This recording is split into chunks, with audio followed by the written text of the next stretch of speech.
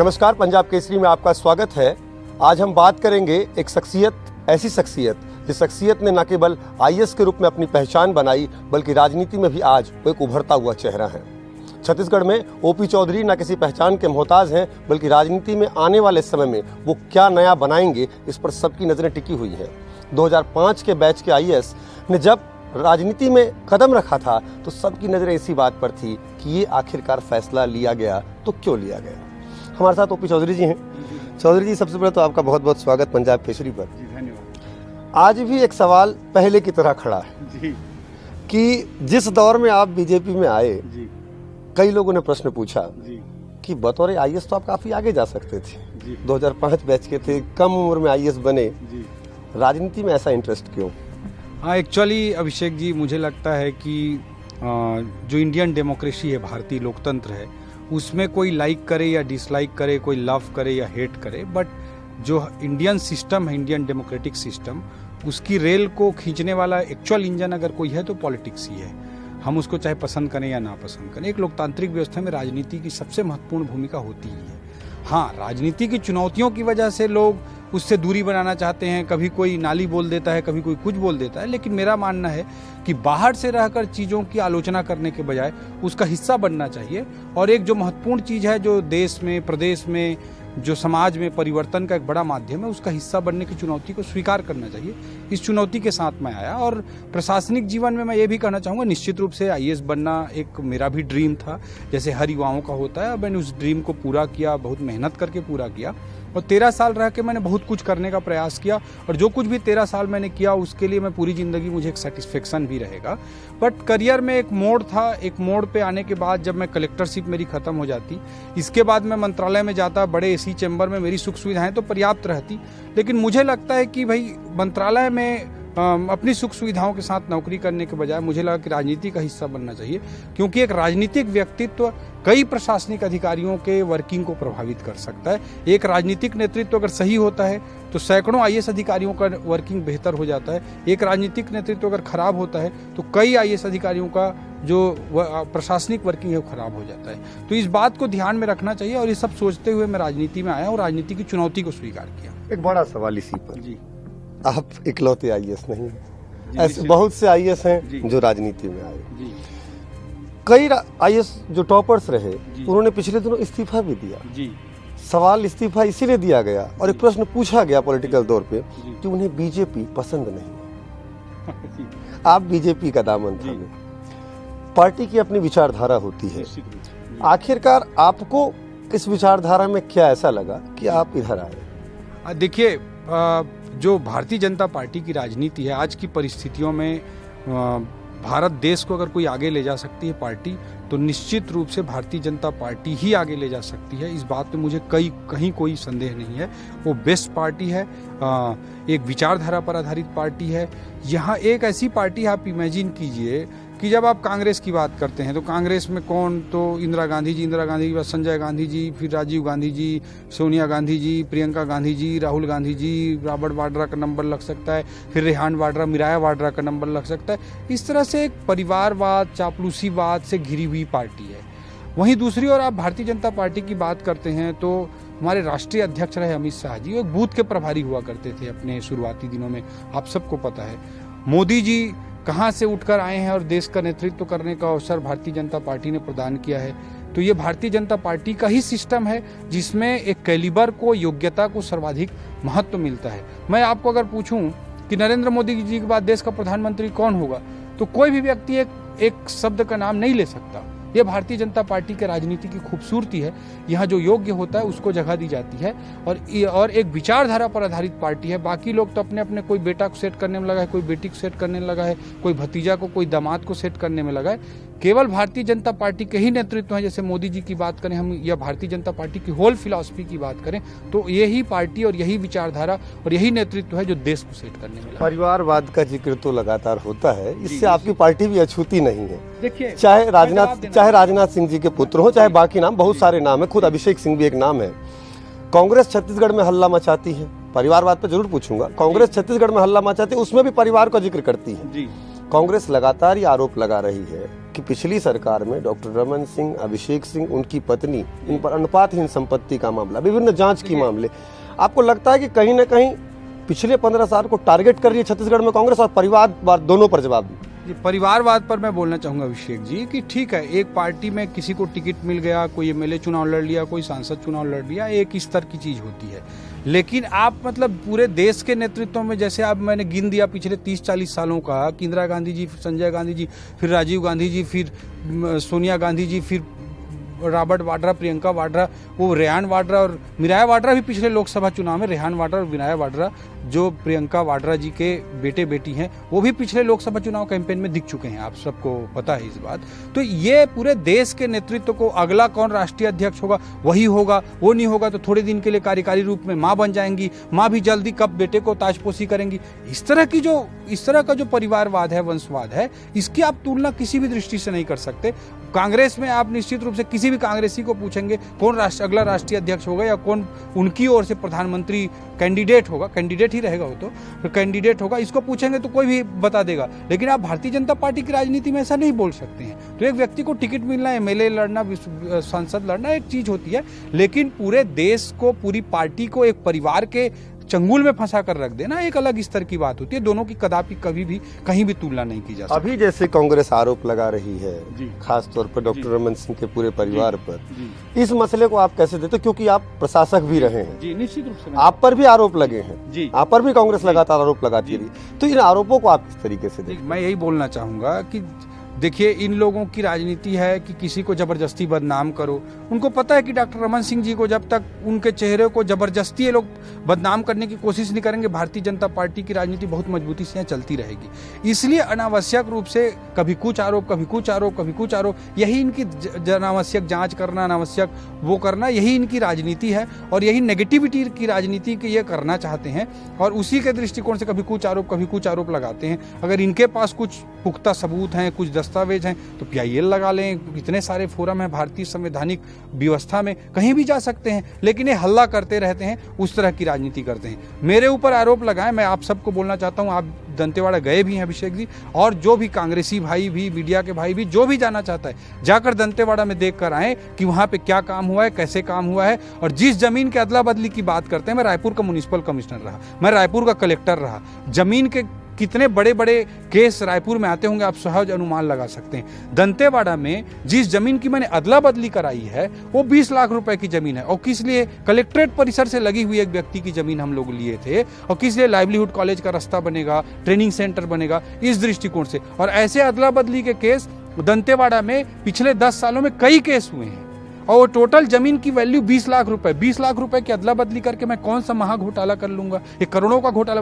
20 लाख की टोटल जमीन है, उसके अदला बदली में कोई करोड़ों का घोटाला कर लेगा? ये बेबुनियाद आरोप लगाते हैं। और ये जो कुछ भी कार्रवाई करना चाहते हैं, ये मुझे तत्काल कर ले, मैं हर चीज का जवाब देता हूं। मेरे 13 साल का प्रशासनिक जीवन है, कहीं भी कुछ भी कर सकते हैं, पूरी जांच करें, पूरा करें, सब कुछ कर सकते हैं, ये करने को स्वतंत्र है। लेकिन इनका उद्देश्य है गलत आरोप लगाना, गलत तरह की राजनीति करना। किसी की प्रसिद्धि को जब नहीं पचा पाते, किसी की प्रसिद्धि को जब नहीं रोका जा सकता, तो होता है कि आरोप लगाना चालू कर दो। ये कांग्रेस की नेगेटिविटी की राजनीति है। उसी कारण पूरे देश में धीरे धीरे इनको नकारा जा रहा है। तो कांग्रेस लेकिन कहती है कि जिस पर वो जांच करना चाहती है, उस पर आप फाइल रोक लेते हैं। मतलब बीजेपी केंद्र सरकार पर ये आरोप लगाती है, स्टेट की गवर्नमेंट, कि जहां वो फाइल पे जांच करना चाहती है, वहां केंद्रीय एजेंसियों को अलग लेवल पर खड़ा कर दिया जाता है, चाहे वो ED हो, चाहे वो CBI हो, चाहे वो NIA हो। आप देखिए, मतलब ये लोग किस तरह से पुलिस तंत्र का, प्रशासनिक तंत्र का दुरुपयोग कर रहे हैं। पूरे प्रदेश की जनता इस बात को अच्छी तरह से जानती है।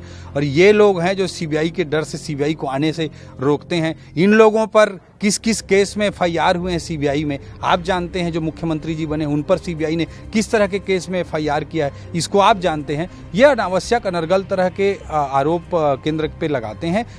कौन बदले की राजनीति, कौन गलत राजनीति, कौन जांच की राजनीति, कौन बदनाम करने की राजनीति कर रहा है, इसको प्रदेश की जनता भली भांति समझ रही है। स्थिति तो बीजेपी की भी अच्छी नहीं है। इससे कमजोर छत्तीसगढ़ में, इससे कमजोर बीजेपी छत्तीसगढ़ में कभी नजर नहीं आई, जब वो 14 सीटों पर आज सिमट कर रुकी हुई।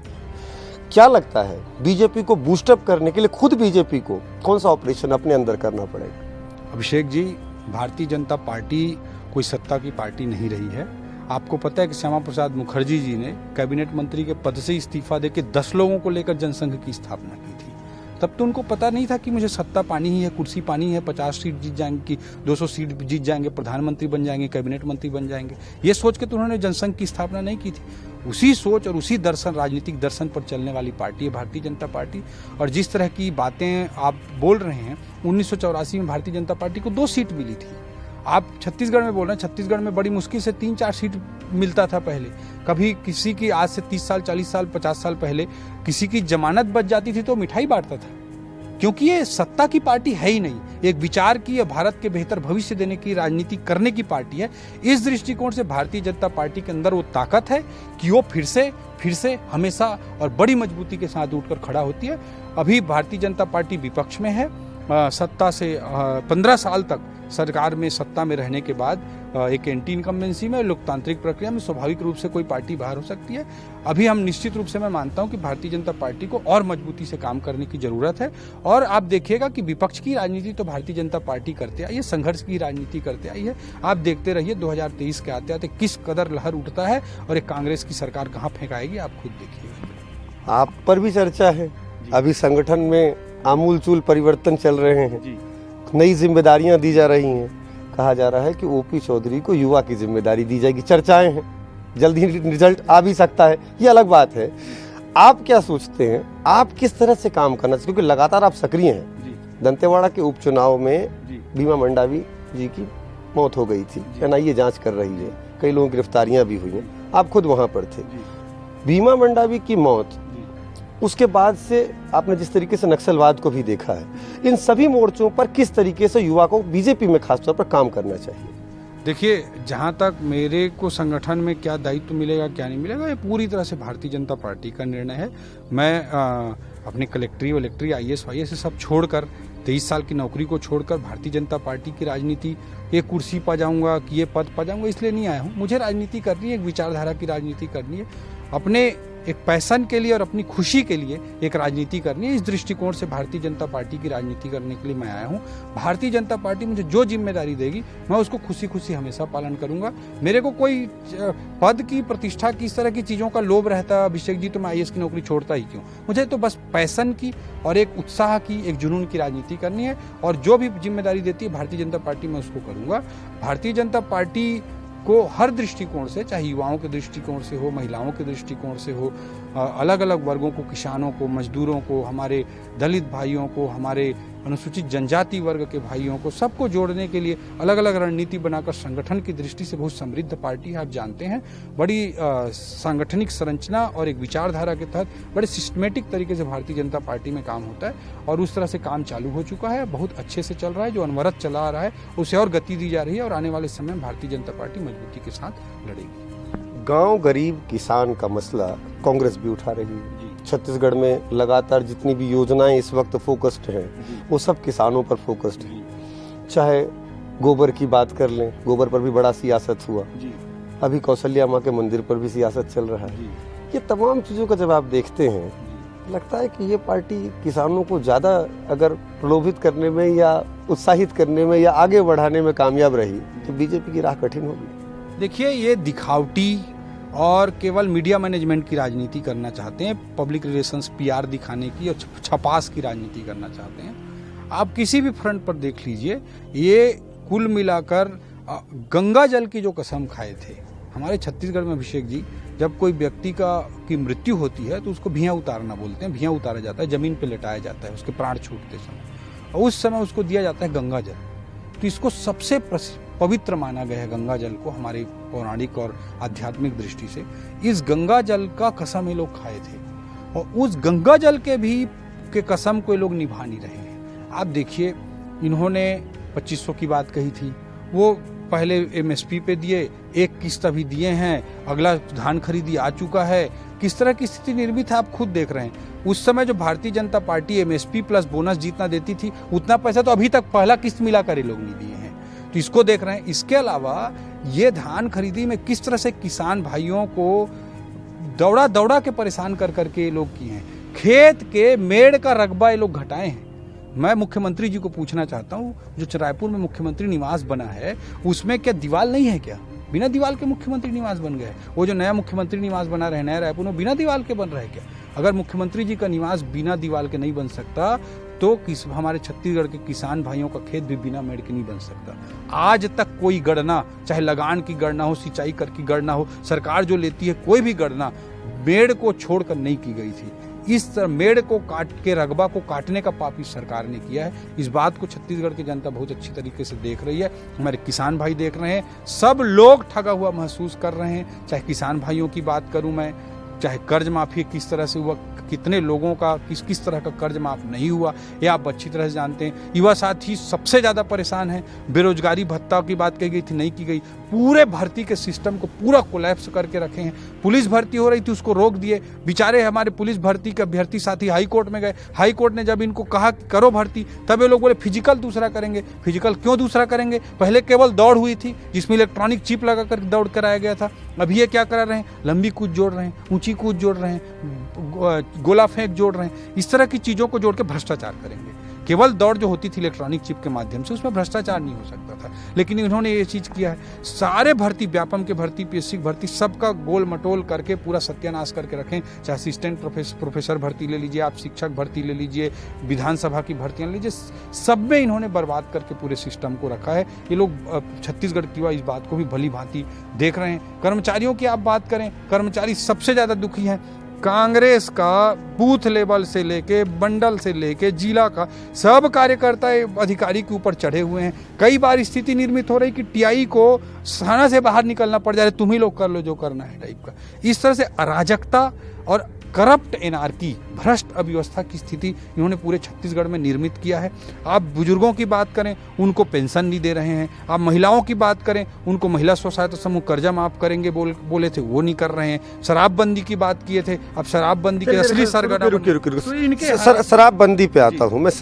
शराबबंदी एक बड़ा सब्जेक्ट है बीजेपी का। बीजेपी उठाती है, अब विपक्ष में है, कहती है कि शराबबंदी करना चाहिए। कांग्रेस ने शराबबंदी, पूर्ण शराबबंदी की बात कही थी।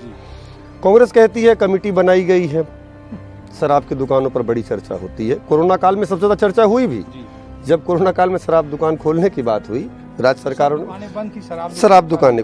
सवाल यहीं पर है, इस कोरोना काल में सरकारी दुकान की खूब चर्चा हो रही है। छत्तीसगढ़ में बीजेपी की जब सरकार थी तो उसने शराब की जो दुकान थी उसका सरकारीकरण किया। ये सरकार भी आगे बढ़ा रही है, तो अब कांग्रेस ही पूछ रही है कि आप इतने परेशान क्यों? देखिए अभिषेक जी, मैं यही बोलना चाहता हूँ, राजनीति में आप चुनाव पे गए, ठीक है, चुनाव पे गए, आपने शराबबंदी का वादा किया, घोषणा पत्र में लिखा, गंगा जल की कसम खाए, ठीक है। हम भारतीय जनता पार्टी ने जो कुछ किया उसकी सजा जनता ने दी, ठीक है। हो सकता है भारतीय जनता पार्टी से कुछ गलतियां रही होंगी, उस गलतियों की सजा जनता ने दी, उसको हमने स्वीकार किया जनमत के रूप में। आप सत्ता में किस लिए आए हो?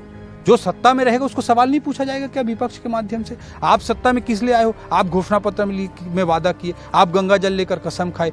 हम विपक्ष के रूप में निश्चित रूप से आपसे सवाल करेंगे और जनता भी आपसे सवाल करेगी, और अगर नहीं मानोगे तो सत्ता से उखाड़ कर ही फेंकेगी। तो कह रही है 18 महीना हुआ है ना, कांग्रेस का कहना है 18 महीना हुआ है। 5 साल देखिए, 5 साल में सब करेगी कहती है, दावा करती है कांग्रेस। आप एक नहीं 50 में इनके वादे गिना सकता हूं, जिसके लिए इन्होंने लिखित रूप से, और इन्होंने वीडियो इनके हैं जो 10 दिन में पूरा करेंगे, 15 दिन में पूरा करेंगे, बात करके किए थे। अब 5 साल की बात करते हैं। और इनको किसने बोला था कि पूरा शराब का माफियागिरी करोगे? आप किस तरह से पूरे कोचिया का तंत्र पूरा खड़ा करोगे? इसलिए ये लोग आए थे कि आप, मतलब इसलिए बोल के आए थे कि 5 साल में क्या, 5वें साल में आखिरी में जाते जाते चला चली की बेला में लागू करेंगे और 5 साल पूरे भ्रष्टाचार करेंगे शराब में, इसलिए सत्ता में आए हैं क्या? मुख्यमंत्री जी को इस सरकार को जवाब देना चाहिए इस बात। बीजेपी 3 चीजों का बड़ा जिक्र करी, माफिया राज का बड़ा जिक्र चल रहा है। रेत माफिया, कोल माफिया, शराब माफिया। आजकल आप लोग इस माफियाओं के बड़े पीछे पड़े, ये कहां से पैदा होगा छत्तीसगढ़ में? आप देखिए, छत्तीसगढ़ में इस तरह की व्यवस्थाएं कभी नहीं थी जिस कदर का माफिया राज अभी निर्मित हुआ है। आपने देखा होगा कि रुद्री में खूबलाल ध्रुव भाई एक आदिवासी जिला पंचायत सदस्य है, उसने रेत माफियाओं के खिलाफ आवाज उठाई।